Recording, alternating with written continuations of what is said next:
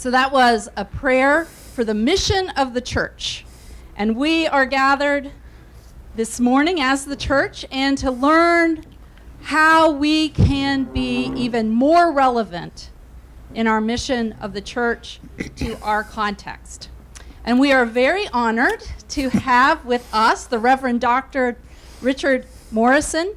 He is the Canon for Ecumenical and Community Relations with the Diocese of Arizona, and has a wonderful background, which I'm sure he might share with you a little bit. But what I want to say about Richard is that after Jim and Phil and Erica and Nick, Richard was the first priest in the Diocese of Arizona that I met.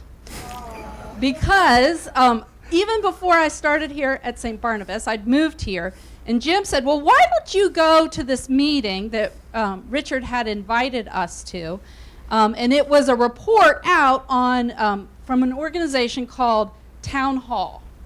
And Town Hall brings together people from all different backgrounds to dialogue about pertinent issues here in Arizona. So I was so moved by the work that Richard does, because it's a work that invites us as the church to be relevant to the world. Not relevant in a divisive way, but relevant in a way with our eyes wide open and inviting dialogue and true problem solving for the issues that we are presented with. So we are honored to have you, Richard, and thank you for being here. Thank you, Elizabeth.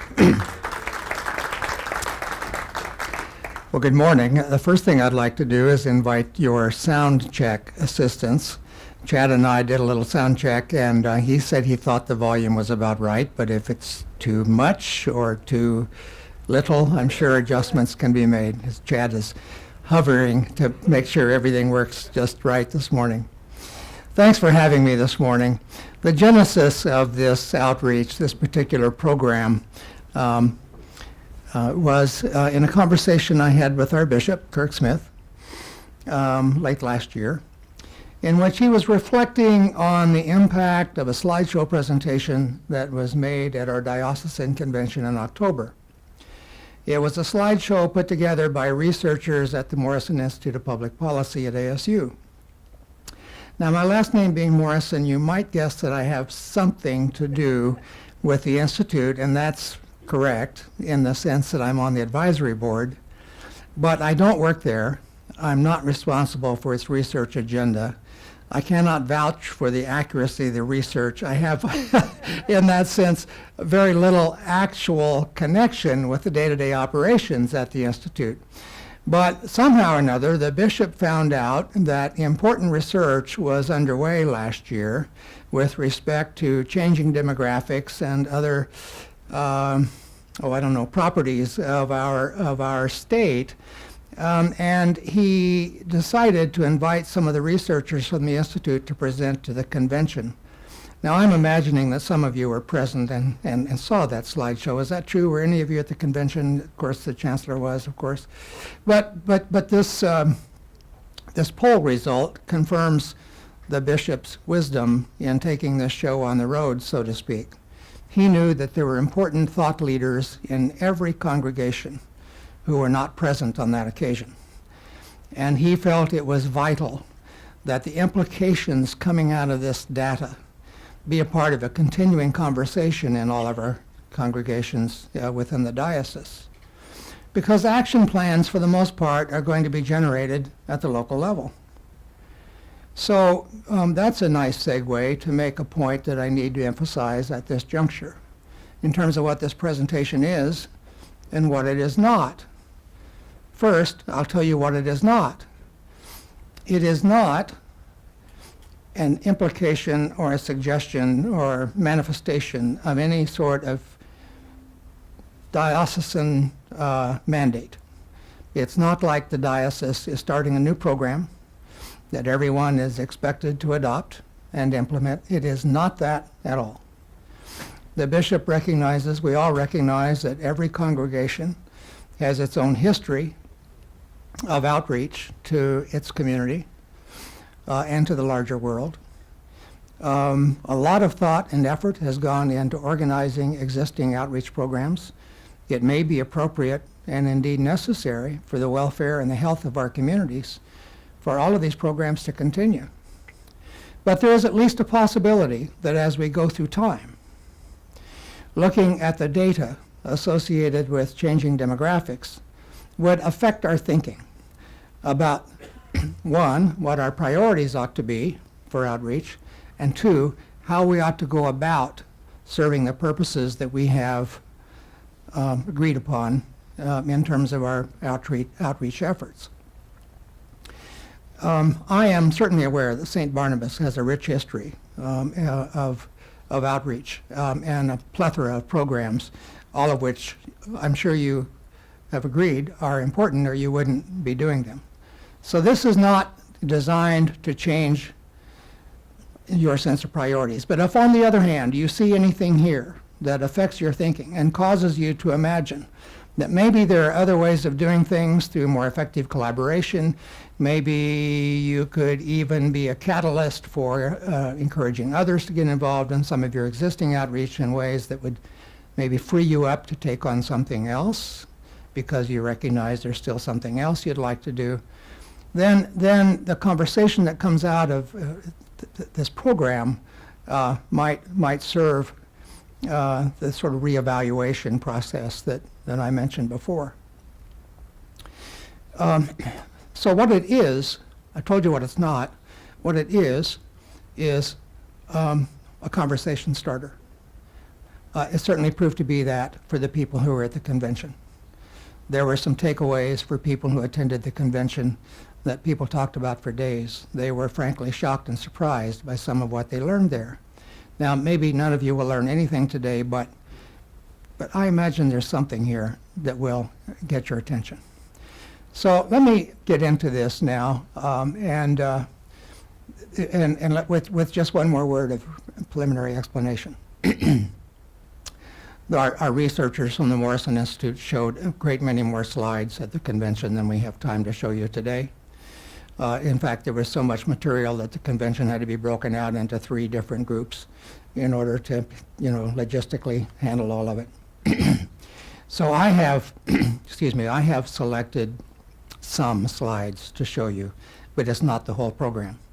And if you would like to sort of dig down a little deeper into some of this data, almost all of it, maybe all of it, is available on the Morrison Institute website, and I'll talk more about that at the end of the program. Okay? So, from 1980 to 1990, 26% of our population growth in Arizona was among Latinos, and 63% was among whites. But look how that has changed over time.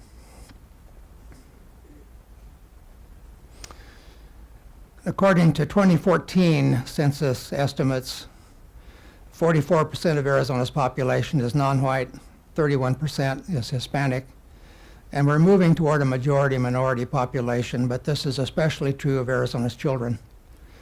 In 2010, Arizona was one of 7 states where the majority of children were children of color. We also have a high population of American Indian and Alaskan Native descent. Most people knew about the American Natives. Some people didn't know about the Alaskan Native descent.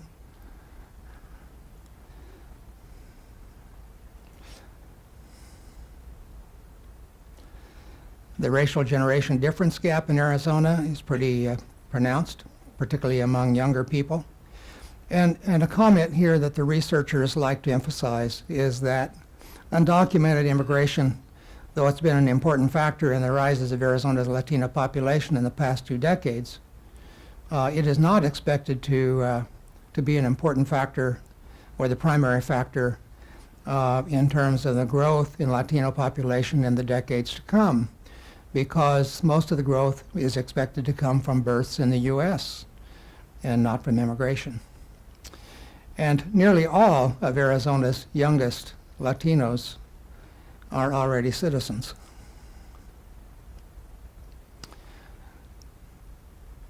This shows a percentage of Arizona's population in poverty. And what we can see is that age emerges as a risk factor for poverty. The blue bars represent the poorest of our neighbors, those living below the poverty line. And as I said, poverty in Arizona disproportionately affects our younger generation, which is also our largest generation and the largest minority. So, you know, it's important to think about this a little bit.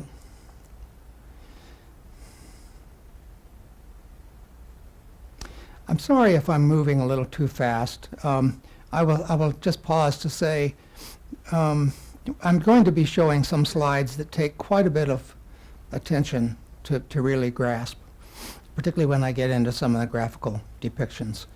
But I think it's more important that we talk about these issues rather than try to understand all that is being presented in the data. I certainly don't expect anybody to remember any of these facts. What I would like for you to take away today is some perceptions about trends and about what's happening. The numbers are important, but not necessarily as important as the perceptions. And so in the interest of time, you know, I'll be moving along fairly quickly. What the researchers have discovered, by the way, is that there's just a strong correlation in the data between the Latino or Hispanic data and the data that comes out of the same analysis if you're only looking at the effect of poverty. The data is almost the same. And so I am putting up some information about poverty and homelessness. This is just an example from a local unified school district. Over 425 homeless students will be enrolled full-time in the Chandler Unified School District on any given day. And the criteria for that designation is shown there. Can everybody read everything at the back? Is it clear enough? Yeah, okay, thank you. Now, the changing demographics are also sure to have an impact on the political electorate.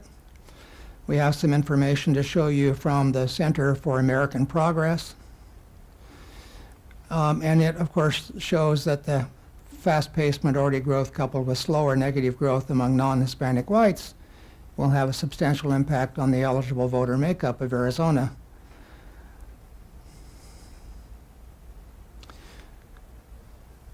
During the time that 10,000 white voters leave the Arizona voter pool, 175,000 Hispanics will join that pool.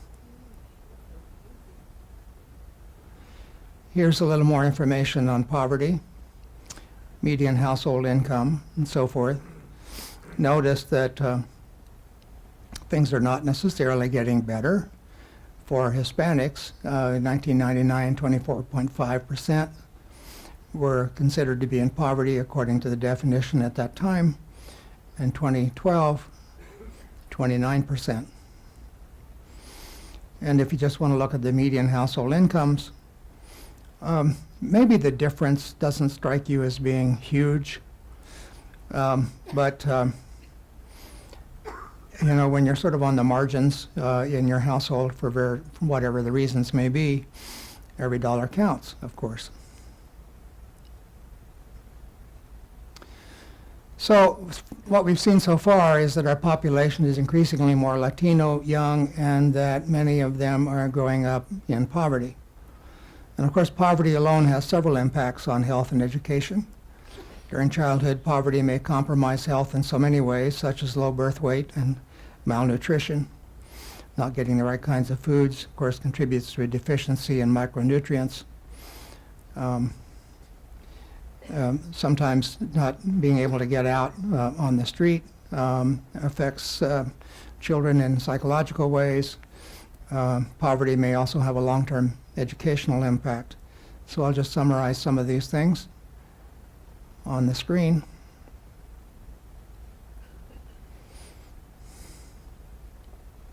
This concern about children graduating from high school will come up again, and of course it's a huge challenge for our state, and it'll become evident in some of the data I present in just a few minutes. Everybody has to be concerned about the fact that Hispanics in Arizona are 2 times as likely to drop out of high school. But children in poverty may enter the school system already behind others in their age groups because they've had less access to quality preschools, trips to museums, life experience, less breathing space, dangerous neighborhoods maybe, having to stay inside, not being able to experience life in the way that most children do. Now, Arizona has a long history of being concerned about economic development programs and policies. We're competitive, we're trying to be competitive with all the other states, but we know that without skilled workers, you cannot attract businesses. We continue to hear from business leaders that one of their primary concerns is an educated workforce. But a big issue today is minimum wage. We're reading about it being an issue in states all over the United States. The Arizona Faith Network has got an economic program that is emphasizing this spring on income inequality and featuring some speakers who are advocating a change in the minimum wage, so that what we have is a livable wage for everyone. I'm not here to talk politics with you, but we have to acknowledge that this conversation is going on, will continue to go on for a while.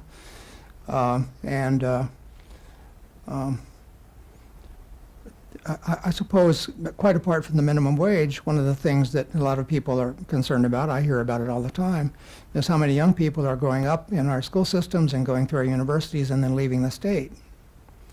Now, I don't think that college graduates leaving the state has as much to do with the wages and salaries available in Arizona. It has to do with other factors.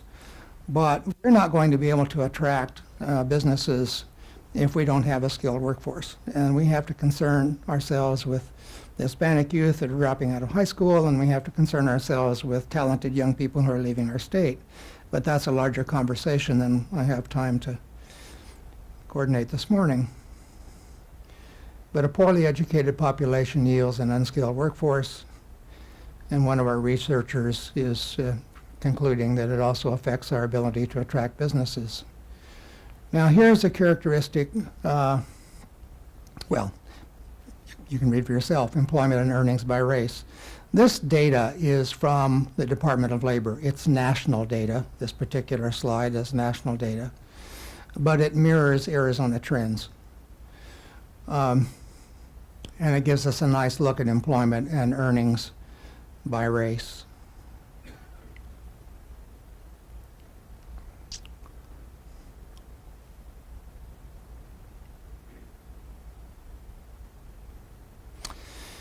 One of the things that the researchers were concerned about was access to health care for older adults and certainly for the children in poverty. The growing population will require an increased need for health care than we've been able to provide to previous generations. That is to say, more in terms of total quantity of health care and services provided. This would be particularly true for those with barriers to health care because they have insufficient health insurance, they don't like the medical system, or they distrust it, or maybe they live in rural Arizona where there's a lack of access to quality medical care. You know, and I've been going, Elizabeth mentioned town hall, my goodness, I've been going to town halls for 30 years. And the very first one I attended was a big lament about the lack of health care in rural Arizona. Some things don't change very much or very fast or dramatically. We'll talk more in a few minutes about the challenge presented by the fact that we have so many Arizonans with various forms of disability.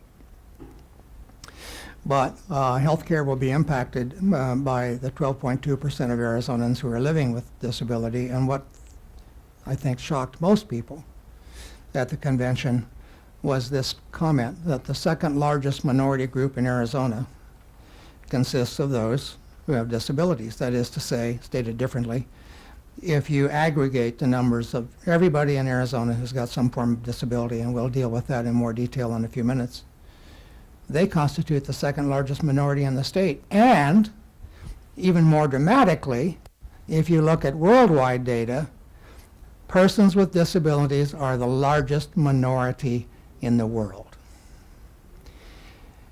This is something we'll discuss, as I say, in more detail in just a few minutes.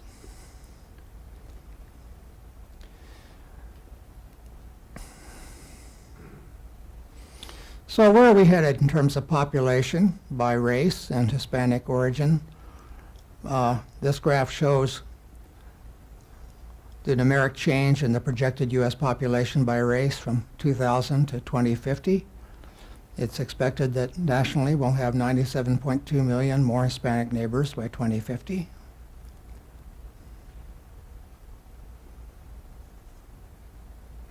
So the researchers concluded that our future is Latino.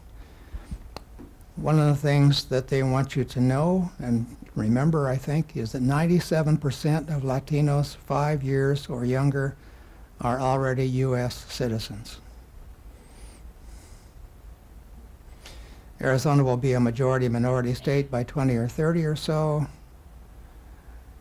Hispanic majority state by 2040 or so. Latinos, I just told you this, but you can see it for yourself. 97% of those 5 years of age or younger are already U.S. citizens. So recommendations coming out of the research were to take proactive measures to ensure that our aging population is taken care of. I haven't spent too much time, maybe 15 seconds, talking about the challenge in this respect, but we need to keep that in mind. There's education, training, lobbying involved in that effort. In terms of the workforce, we need to fix education, we need to fix the workforce and the economy as best we can. These, of course, are huge challenges. These are not things that individual parishes can solve all by themselves, but it does suggest that as faithful Christians, we need to find a way for meaningful social engagement so that what we want collectively in our state can be implemented through organizing major efforts in collaboration with others.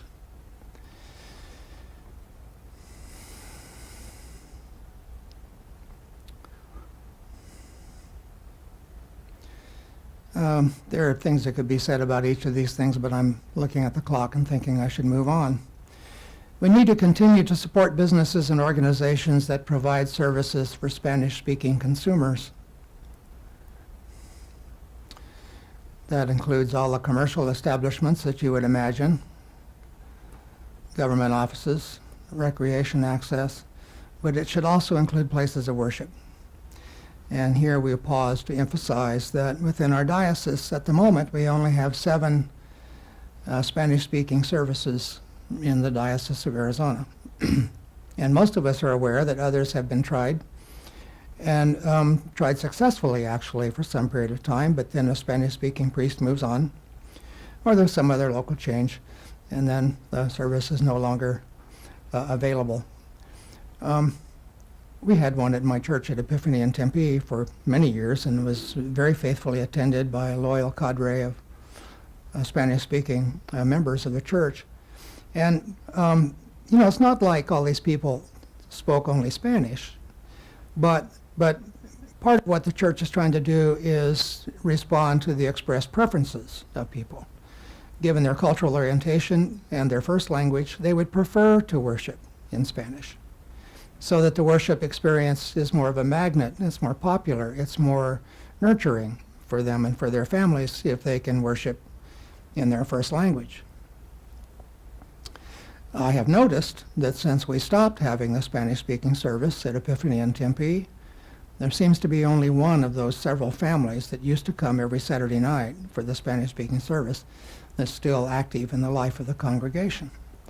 I'm imagining that they've looked for some other place where they could worship in the Spanish language. Now, the state of education in Arizona. Why are we talking about this? Well, because the educational challenges in front of us will, certainly over time, be a significant factor in the health and economic well-being of our communities. And so here's some data that will probably interest you. What this depicts is something you might have already figured out for yourself. Flagstaff is highly educated, Prescott too. The Southeast Valley is highly educated. Oro Valley near Tucson is highly educated. Sierra Vista is highly educated. It's one of the most educated places in the state. And people like to make a joke about whether military intelligence is an oxymoron, but there's so much military intelligence there that it by itself explains the high level of education at Fort Huachuca. But rural areas reflect a different economy. It's probably not a problem that a 12% bachelor's rate in Greenlee County is the present state of affairs. In rural Arizona, the researchers are saying at least that basically what they figured out is that, of course, you need a few college-educated engineers at the mines near Morenci, but you need a lot of skilled, but not necessarily college-educated operators of heavy machinery in those mines. And so, you know, the educational achievement or attainment in various counties is going to be different. But this is one of the most important projections in this program from my personal point of view. Arizona is the red triangle, and the national average is the blue diamond. In 1960, Arizonans were a little poorer than the national average, but somewhat better educated because 9.1% in the state had bachelor's degrees, with just 7.7% nationally. But that's 1960. Now I'm going to animate these dots to show how the picture changes over time. And one of the things that I've been told about this data is that this is in constant dollars. But what it's designed to show you is the importance of educational attainment in terms of the prosperity of people in our communities.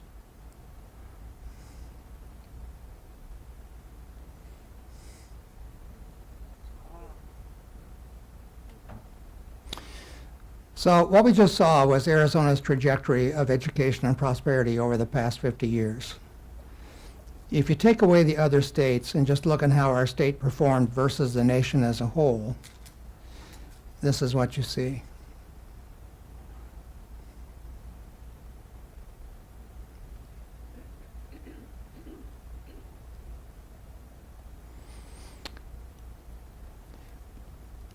By 1970, we had made some gains in closing the income gap and increased our educational attainment.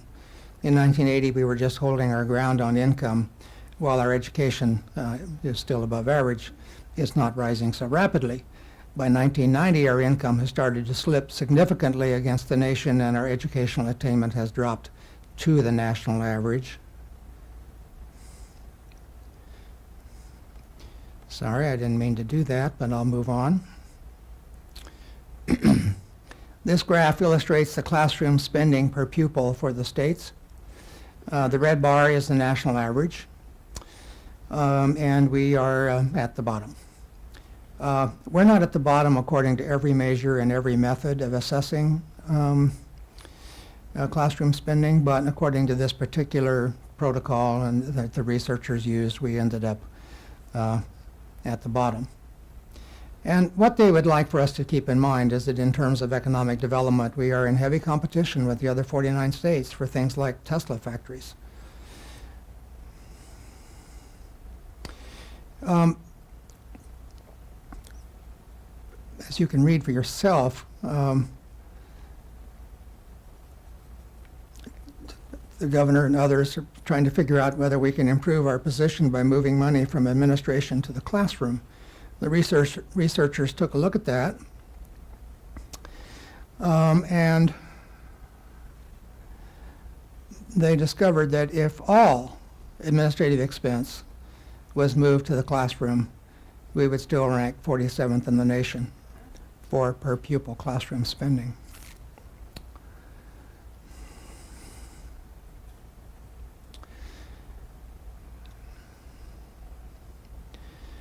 Now, the conventional wisdom, and I think the research, suggest that increased K-12 education funding is correlated with increased test scores and increased economic prosperity.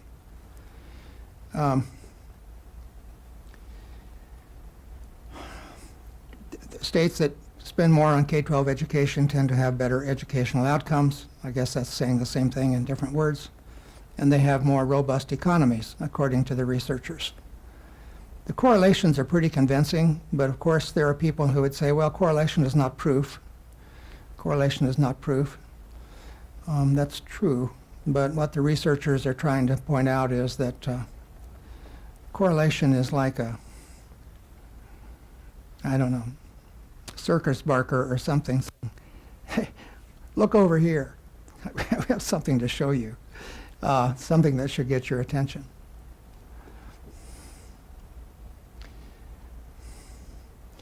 So from 2002 to 2013, Arizona decreased per pupil funding by 6%, while the nation increased per pupil funding by 8%.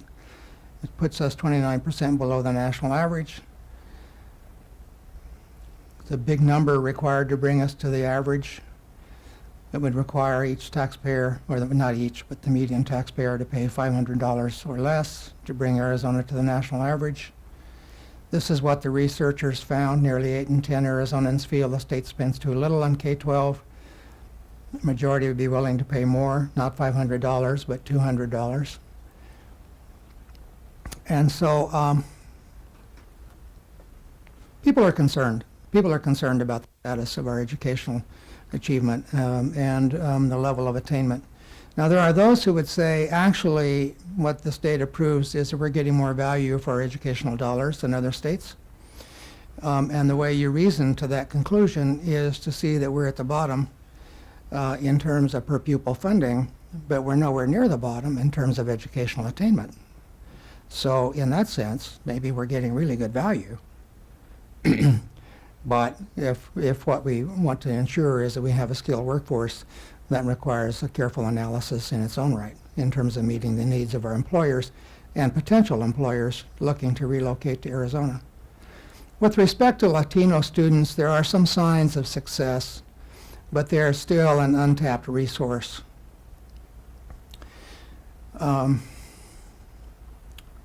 This graph is hard to grasp, and so is the next one. But here are the takeaways. Looking initially at very highly achieving students, basically whether you're Latino or non-Latino, you're going to have opportunities for college education and for other education, post-secondary education. But non-Latino students are 5 times as likely to be in the highly achieving category, which makes them eligible for more student aid and for admission to more selective universities.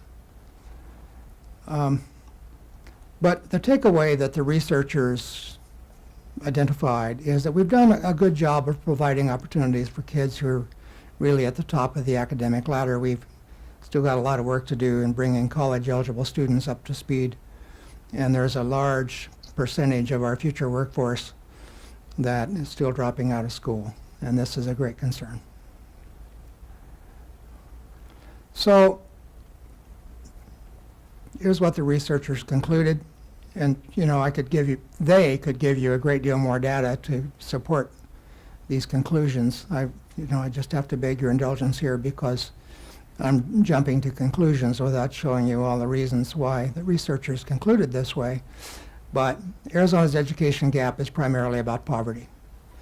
And because we have a disproportionate number of Arizona Latinos living in poverty, we're looking at a problem. The benefit of resolving the problem would be rather considerable. Look at this.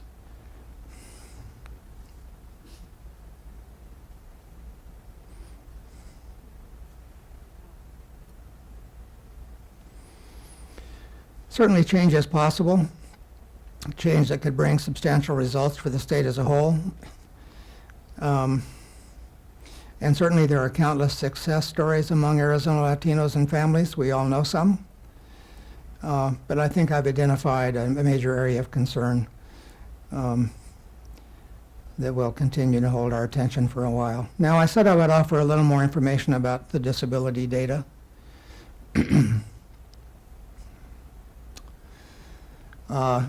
Some people would like to know something about the definitions that were used. These, by the way, are not definitions that necessarily imply poor health. These are definitions that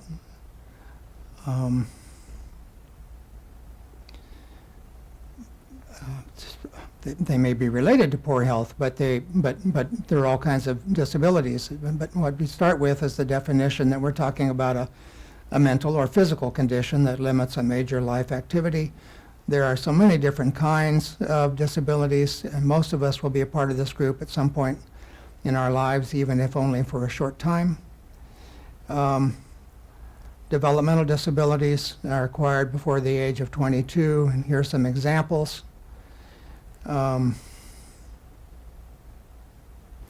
here's a slide that reemphasizes that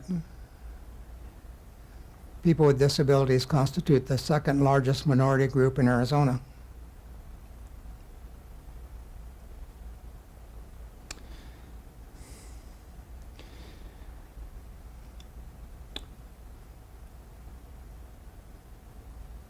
There's some interesting research results with respect to how parents relate to their own disabled children.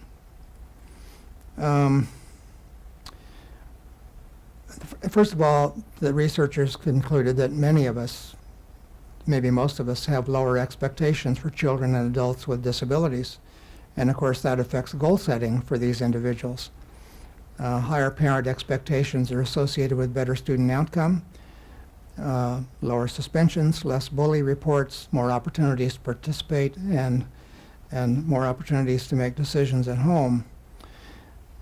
What is somewhat surprising to me is the involvement of government agencies seems to have a negative predictive effect on parental expectations for the child, making it less likely to think that their student could live away from home or graduate from college or even get a job and support themselves. And additionally, interview data from state agency staff reveals that agencies tend to underestimate the person's abilities, or they have limited services. And so, if people think that somehow our government agencies are going to provide all the needed services and help nurture everybody who needs some assistance, we probably should mitigate our expectations a little bit. Now, here's a slide that shows the employment rate among people with disabilities in Arizona. And I suppose it's not completely surprising to see what you're seeing there.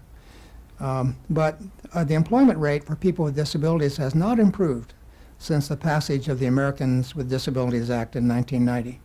In fact, employment rates have actually deteriorated for many reasons, including fear on the part of the disabled person of being bullied in the workplace and not having the skills or the soft skills to work in a competitive marketplace. Maybe this doesn't surprise you, but most disabled persons live at home. And therefore, I think one of the reasons why it was shocking to people to realize that our disabled are our second largest minority is that in most respects they're kind of invisible to us, and we don't always see them. And one of the reasons why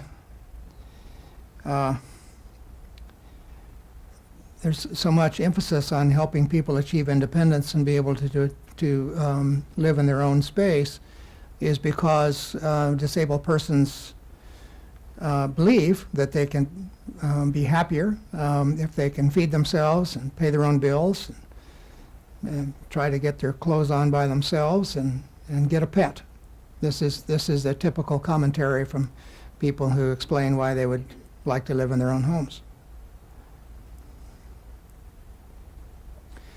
But there are problems in getting access to housing and problems in getting access to jobs because of structural barriers and lack of access to transportation. Location is so significant to what options are actually presented to disabled persons. And they find, therefore, that their social lives are primarily centered around their family and few friends, and that they have very few choices in employment or housing or transportation. In terms of how people found the jobs they have, only 1 in 5 have community-based jobs, as you can see.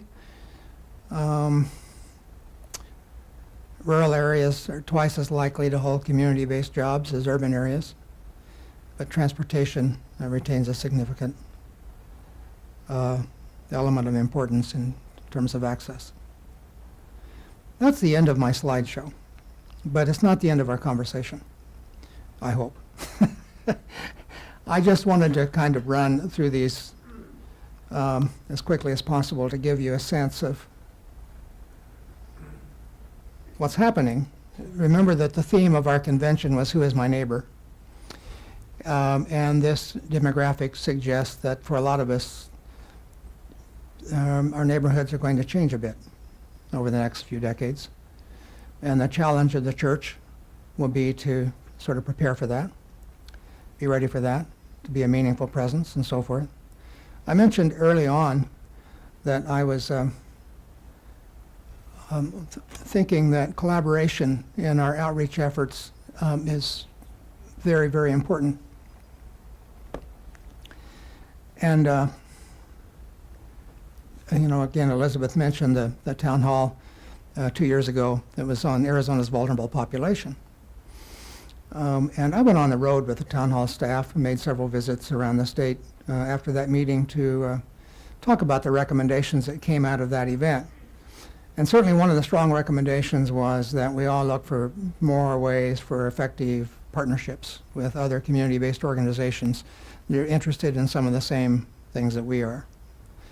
Of course, the rationale for more collaboration is that you tend to achieve a critical mass that's necessary in terms of making a significant impact, getting more funding, having a broader base of support in terms of volunteerism and so forth. I remember in particular having attended the session in Prescott where we were talking about the importance of collaboration among existing organizations. A lady got up in a setting like this and she said to me, "Well, you got that right." She said, "We just finished a survey in Yavapai County, Arizona." And now let me just pause to ask you to think about what you know about Yavapai County. It is pretty rural, except for Prescott and Cottonwood and West Sedona, but most of the county is pretty rural. She said, "We just completed a survey to see how many nonprofit agencies we have in our county. We discovered we have 1,508 501c3 corporations in our county, and most of them don't even know about each other." I would submit to you that if St. Barnabas or St. Philip's or Trinity Cathedral or anybody else wants to make a significant difference in terms of how we attack social problems, alleviating human suffering maybe first of all, but also trying to think about and talk about and solve some of the endemic structural issues that do exist, the first thing we should think about is how to do it together with some others who also care. And I'm not saying it's easy. There's no quick fix from my point of view, but it's very important that we think realistically about what we can do and then in fact attempt to do what's within our power. Because as Christians, we are people of hope, and we're committed to serving the needs of others. And that's who we are. That's what we do. Do you have comments or questions? Now, bear in mind, I'm not one of the researchers, but I'm happy to try to field your questions. But I would also welcome your comments and your observations. And if you want to raise your hand, I have a microphone that you can speak into.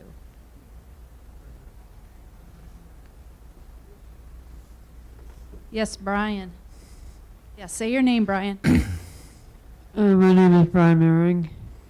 I think the issue about disabilities really hits home for me because Elizabeth can relate that we have the mental health task force meeting that we have every month.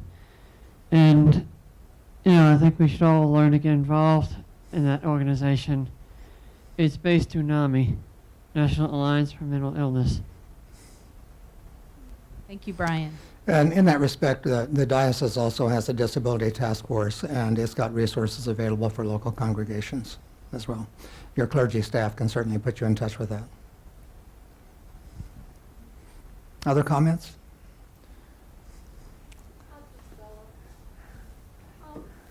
Have you seen any positive? Oh, sorry about that. This is Ann Shannon. Have you seen any really strong programs for the education, for example, of kindergartners in the Hispanic community that you think we might want to take a look at individually to support here in Arizona, Phoenix? I don't think I've seen one that is targeting kindergartners alone. And I'll look for one. Certainly there are a lot of preschool activities around. And part of what I hear young families talking about is the cost and how difficult it is to access any kind of childcare, pre-K childcare or preschool activity. And so, I'm aware that, and I'm deviating from your question, but I am aware of some people who are philanthropically minded, who are thinking about putting together more resources to try to subsidize affordable childcare for young working families. And most of these childcare programs have an educational component, because after all, the children have to have something to do, and the people who work in these centers are pretty well skilled at introducing the basics of education at a very young age. And of course, the other thing we all see these days is that children as young as 18 months are playing with iPads and so forth, and learning more about technology than most of us know. But so to keep up with the growing expectations of the families and the children in them, I think pre-K is the name of the game right now. But as a program targeting specifically Hispanic kindergartens, that's not something I'm familiar with personally. Does anybody else know of any? No, yeah. I hear anecdotal evidence that it's a big need, but I don't have data to back it up. I'm Wick Eldrick and a snowbird.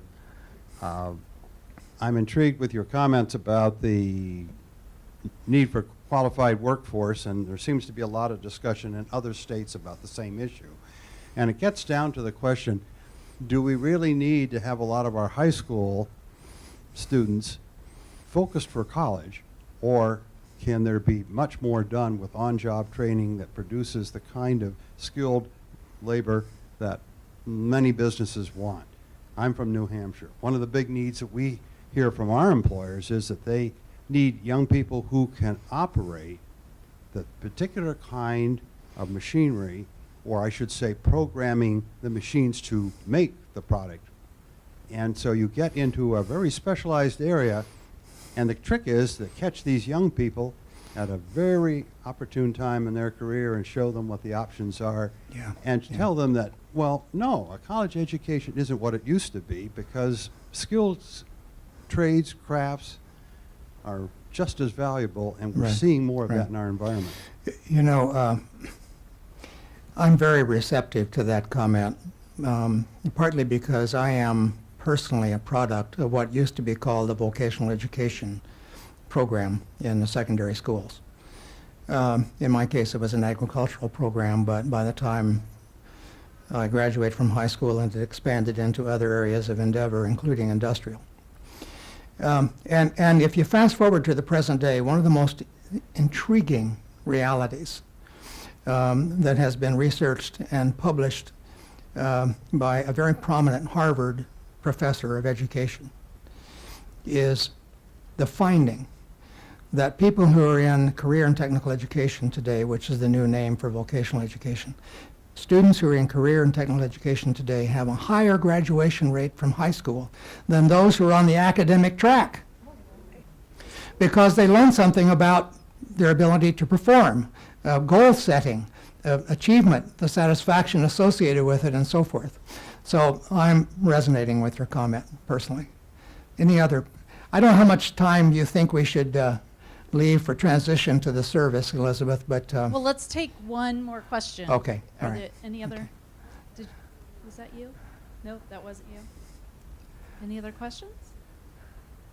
Oh, Right here. Yeah.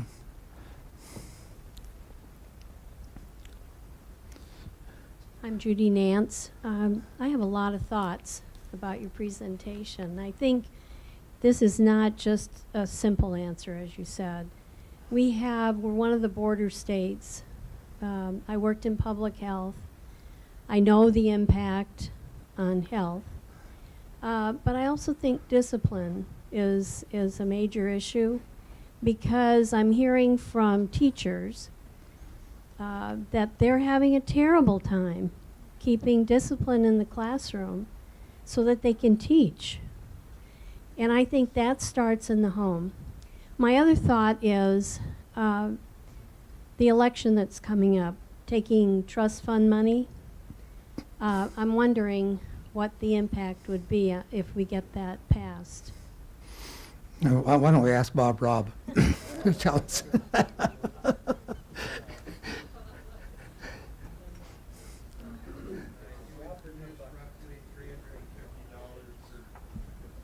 Passage of Prop 123 would produce roughly $350 million per pupil in additional funding beginning this year. Actually, the first tranche of the money would be released in June.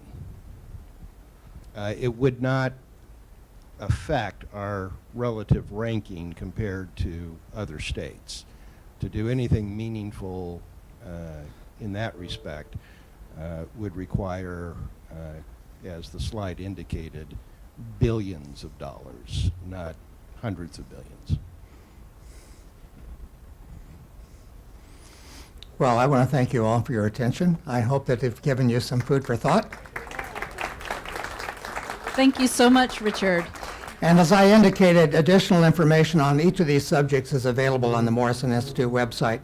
It's not packaged exactly as it was presented here, but on the face page you will find all kinds of reports about minority achievement in education, about disability, the research that's been done, and so forth.